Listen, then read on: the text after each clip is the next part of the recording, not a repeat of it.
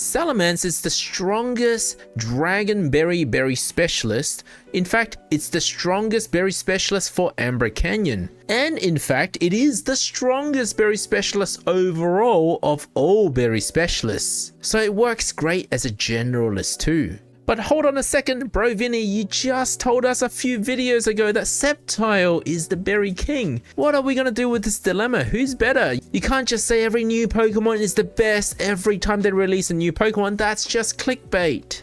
We will be making that comparison towards the end of the video. Welcome back to another Pokemon Sleep video. It's bro Vinny here. With the release of Amber Canyon, we got Salamence, Crustle, and Flygon added to the game. Salamence is a Dragon Berry specialist. Flygon is a Ground type berry, Avocado ingredient specialist. And Crustle is a Bug Berry, also focusing on Avocado. We are not yet ready to analyze Crustle because we don't have the ingredient distribution of its new skill ingredient draw S yet, but we will come to that in the next video. And as such, we'll also talk about Flygon, who also does Avocado, in that same video, and making comparison to see which one's actually better. While the focus of this video is Salamence, I do want to bring your attention to the fact that they didn't introduce a Poison type berry Pokemon to this round of additions, even though Poison Berry is one of Amber Canyon's favorite berries.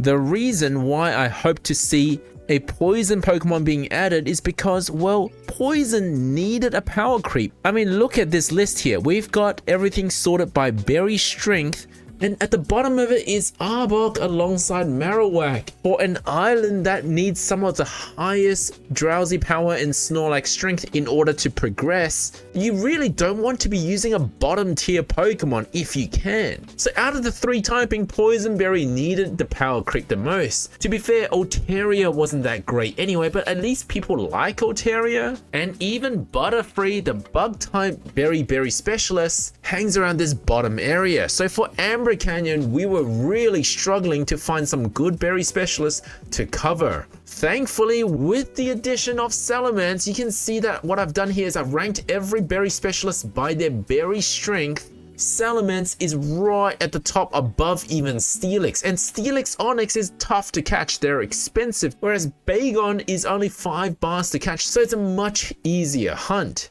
Not to mention Onyx Steelix is actually quite rare as well. So Salamence is a much needed addition for an area that pretty much has no good berry specialists for before its arrival. You would either have to rely on a generalist, so something that's not matching favorite berry, maybe carrying a Typhlosion, Steelix, Swampert, or maybe even Sceptile to this area, or you have to rely on one of these relatively bottom tier berry specialists like Arbok to do your favorite berry farming, which I actually currently am doing. I am currently using Altaria and Arbok. I don't have a great Butterfree yet to do my berries at Amber Canyon until I find a good Bagon. What I've done here is I've set the favorite berries to Amber Canyon, and you can see that Salamence is still obviously at the top, but Butterfree comes second, Altaria comes third, with Arbok coming fourth, followed by the generalists like Steelix, Typhlosion, etc. So as you can see, Salamence is a much needed addition to Amber Canyon if you want to do well at Amber Canyon. Nothing else even quite comes close to what Salamence can do if Dragon is a favorite berry. These are Salamance's stats. Again, it's a berry specialist. It has a reasonable speed, although it's not the fastest in the game. It doesn't really need to be because Dragon berries are stronger per berry, so you don't need to be the fastest for it to be very strong. Salamence has a main skill of Cooking Power-Up S, which is going to be very interesting and difficult to compare to other Pokemon because Cooking Power-Up on its own is valued nothing. You need to fill it with ingredients for it to have some value. As its name suggests, it does farm salad ingredients like potato, ginger, sausage. But it has only a fairly neutral ingredient rate, which is fine, that's what we want. For a berry specialist, we want to keep that ingredient rate low so that we can farm more berries. But its skill output is actually quite good for a non-skill specialist, and we'll take a look at that in a moment as well. Take note that this is the first time a pseudo-legendary is not an ingredient specialist. Tyranitar and Dragonite were both ingredient specialists. Alright, so let's take a look at the numbers. I am still upset that Altaria kind of got thrown in the trash before it got its own area, since Salamence is going to dominate Amber Canyon. But how much of a change are we talking about? Let's look at base stats first, and I've set everyone to level 60 max energy all the time. With these numbers, Salamence is 32% stronger than Altaria.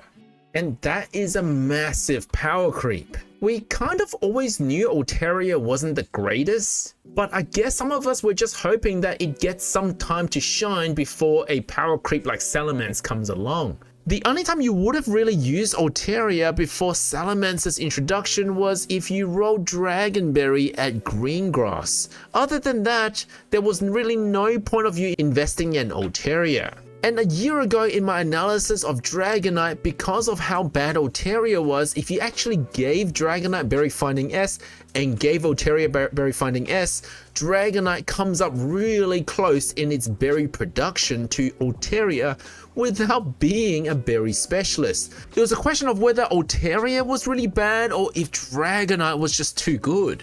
Let's take a quick look at that situation one more time. So if I give Berry Finding to Dragonite and then give Altaria Berry Finding as well, look at that berry count. There is only about a 12% improvement for using Altaria for berries than Dragonite, because Dragonite just has a crazy speed. Now Dragonite is still a little bit faster than Salamence, but Salamence is still very fast for a Dragonberry farmer. In fact, if we now give Berry Finding to Salamence, Salamence is about 48% stronger than Dragonite with Berry Finding, which is consistent with the fact that it drops 3 berries as opposed to Dragonite dropping 2. Meaning that Dragonite is no longer what we used to call a dual specialist. Not because its Dragonberry production got nerfed, but rather Salamence is a huge power creep on Altaria. So if you had a berry focused Dragonite, I'm sorry to say, that's not that great. You probably should go back to looking for a mono ingredient Dragonite for herbs,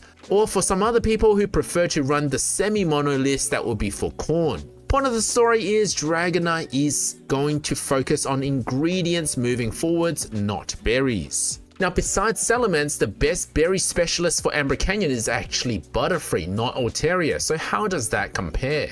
Well, Salamence is a whopping 27% more berry power than Butterfree at base stats. And there's no doubt that it beats Arbok as well. In fact, by a whopping 41% more berry power if you use Salamence over Arbok. Now granted that Altaria has a different skill. Its main skill is a self-healing skill, whereas Salamence is a cooking power-up skill. They do different things. So if you're one of the people who actually constantly run low on energy for whatever reason, Altaria is actually not that bad.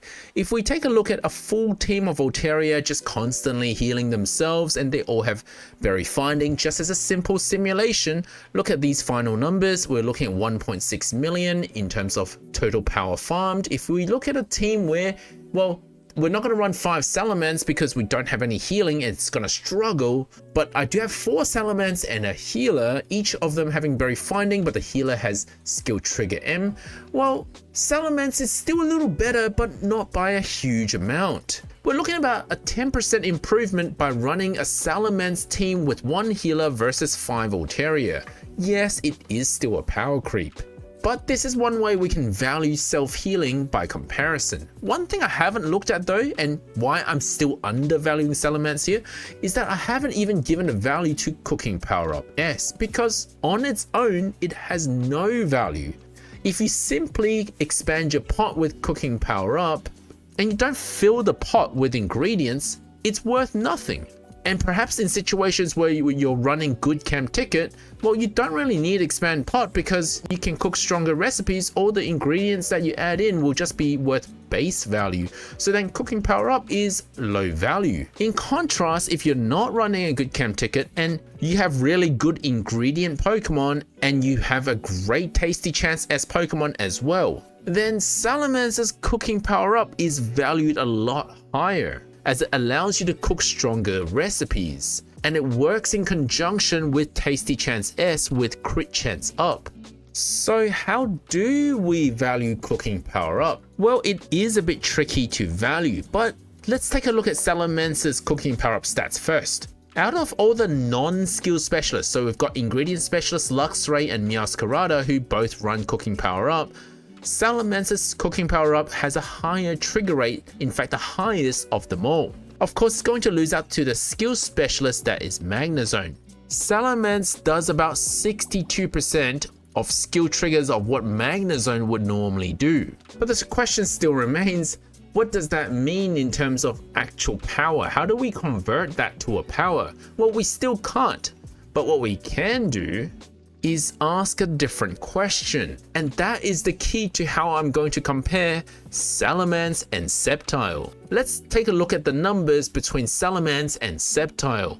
Sceptile is a skill specialist, so it only farms one Durum Berry normally unless you give it Berry Finding, and you really do need to give it Berry Finding, otherwise it's not going to do that well. Give it Berry Finding, and because of its crazy speed, it does a huge amount of berries just from its normal berry production. But its skill also produces a huge amount of berries as well. Now in production comparison in RainNX calculator, this is going to be a bit overvalued because Sceptile actually farms berries from the team as well, not just from itself. But for simplicity, let's look at the maximum value for Sceptile. Let's say there's a whole team of Sceptile that you're running, so then all Sceptile actually do farm Durum berries with their skills.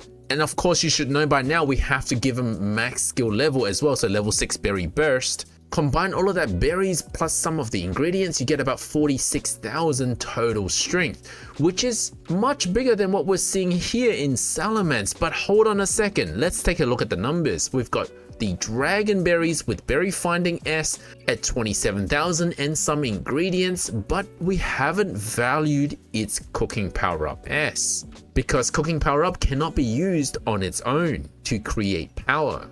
Okay, so the trick, and I've actually done this before, is to run a team of 2 Pokemon so that we can actually incorporate the value of the skill. So take a look at this. If I run a Sceptile all day for 24 hours and a Magnezone to get the pot triggers that I need, and I'm going to assume that all the pot triggers are required, these 2 Pokemon will take up 2 slots on my team, farming me a total of 46,000 plus 12,000, which is just under 60,000 in strength and 4.58 triggers of pot. Now, if I was simply to run 2 Salamence instead, I'm going to get 5.6 triggers of pot, which is more than the pot expansion from Magnezone alone, but the total strength here is 66,000, which is more than Sceptile plus Magnezone. Now, I'm not saying that Sceptile is worse than Salamence in this comparison as a generalist, because these numbers could suggest that maybe Magnezone is just not that good. But this is one way we can start making comparisons between Pokemon from different specialties and having different main skills. Although what is true is if you're just using them as generalists, you'd rather use 2 Salamence over a Sceptile and Magnezone together in a team. But of course this is purely theoretical, because that means that now you're going to spend some main skill seeds on Salamence who isn't even a skill specialist. So again, there's no hard and fast way to compare Pokemon that have this Cooking Power Up main skill, because there's not really a value attached to it. So it wouldn't be fair to compare Salamence and Sceptile directly. And even if we could give Cooking Power Up a value, well, the value changes depending on your situation. It's not worth very much if your ingredient bag is down to 0. It's not worth very much if you're just using the Cooking Power Up to fill extra ingredients, but it is worth a lot if you are cooking stronger recipes because you've got Cooking Power Up. It is much better if you are running Tasty Chance S along with Cooking Power Up. So all in all, I think Salamence and Sceptile are both just going to be top tier Pokemon moving forwards. They cover different needs and you should have a good one of each. Now onto some downsides of Salamence. It is not accessible until the very last island, Amber Canyon. So it's a very late game Pokemon. Unless you catch one at Greengrass during the Amber Canyon event, you're not going to see it until you reach Amber Canyon, meaning that your only chance at getting a Dragon Berry Pokemon is Altaria. Altaria is still your saving grace in the early game for Dragon Berries, but you don't really need it until you get to Amber Canyon. So Altaria has 2 uses. One is that you actually roll Dragon Berry at Greengrass, Or 2, you use Altaria at Amber Canyon to help you power up Snorlax so that you can find a good Bagon to replace it with eventually. Salamence is like that new employee your old employee is training up in order to take over the old employee's position. Secondly, Salamence is more expensive to invest. It's a pseudo legendary, it's going to cost you more candies and dream shards to get to the same level as Altaria. But if you do get a good Salamence before you get a good Altaria, there's really no point of investing Altaria, just go hard on Salamence. You'd rather save those Altaria dream shards and just put them all towards Salamence instead. And lastly, there may be a small case for using Altaria instead of Salamence if the ingredients that you need are actually all the ones that Altaria farms. So for example, maybe you're not in a week that needs potato, whereas Altaria gives you all the right ingredients that you need, then yes, there could be some extra value in Altaria, but I'm not so sure it covers that difference in the berry output.